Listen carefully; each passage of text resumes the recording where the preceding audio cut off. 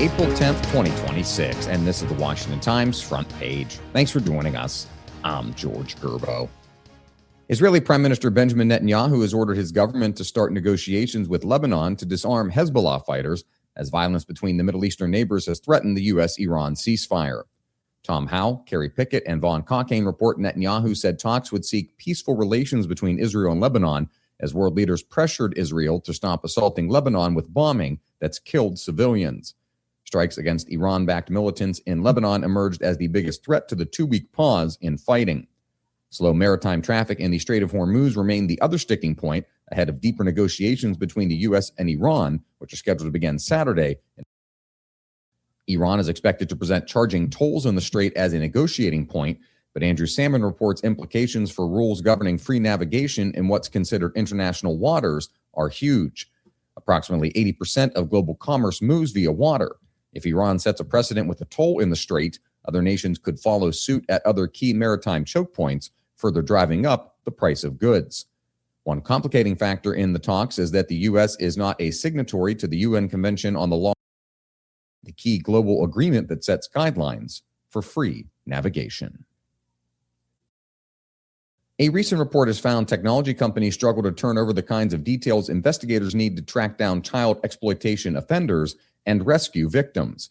Stephen Dinan reports Amazon AI services submitted more than 1 million reports to the National Center for Missing and Exploited Children, but none included locations or suspects, rendering them useless to investigators.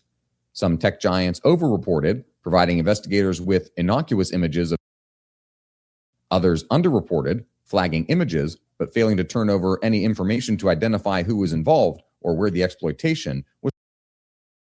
Meta, the parent company of Facebook and Instagram, was also faulted for failing to take action in instances where children contemplated suicide in logs of chats.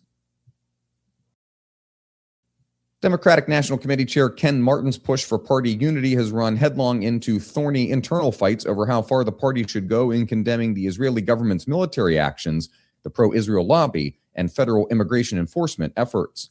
At the DNC's spring meeting in New Orleans, Seth MacLachlan reports the committee rejected a proposal condemning AIPAC's involvement in Democratic and punted on a pair of resolutions related to Israel. It did pass proposals calling for the dismantling, not abolition, of U.S. immigration and customs enforcement, as well as urging Congress to scrap state and local law enforcement cooperation with ICE. The biggest flashpoints over the non-binding resolutions centered on Israel and immigration, which exposed divisions inside and outside. Congressional candidates and grassroots activists are demanding the party take a harder line against Israel and ICE. And finally, Planned Parenthood's annual report shows the number of abortions it performed hit a record high, even as cancer screenings and other services.